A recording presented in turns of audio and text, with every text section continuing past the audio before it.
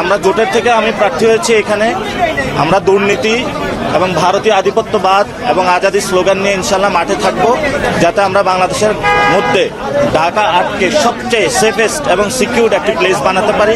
সেই যাত্রা আমাদের অব্যাহত থাকবে এবং ইনশাল্লাহ আমি এখানে ইনশাল্লাহ আমরা জয়ের লক্ষ্যমাত্রা নিয়ে নেমেছি।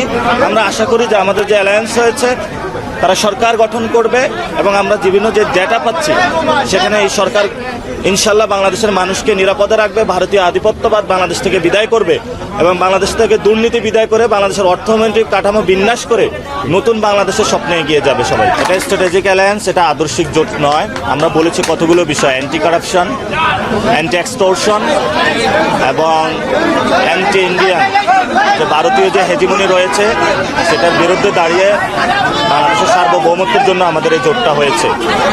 এবং ওসমান হাদির ভাইয়ের ফ্যামিলি ক্লিয়ার করেছেন এবং ইনকিলাব মঞ্চের ওনারাও ক্লিয়ার করেছেন, ওনাদের সাথেও কথা হচ্ছে। জোটের থেকে এনসিপি আমরা এই আসনটা নিয়েছি এবং শাপলাকলিতে আমরা এখানে ফাইট করব। জামায়াত ইসলামী আমাদের সাথে থাকবে ইনশাল্লাহ। আমাদের অনেক এখানে আমাদের ওসমান হাদি ভাইয়ের দায়িত্ব যেমন রয়েছে, সাম্য ভাইয়ের দায়িত্ব রয়েছে, সবার দায়িত্বটা অনেক বেশি। এবং আমি কিন্তু ঢাকা 18 আসনে মোটামুটি সবকিছুই গুছিয়েছিলাম, কিন্তু রাজনৈতিকভাবে সবাই আমাকে এখানে পাঠিয়েছে এবং এটা ঢাকা 8 আসনটা বর্তমান যে পরিস্থিতি রয়েছে অনেক চ্যালেঞ্জিং জায়গা, তো সবাই মনে করেছে আমি এটা হ্যান্ডেল করতে পারবো, এই জন্য সবাই আমাকে পাঠিয়েছে।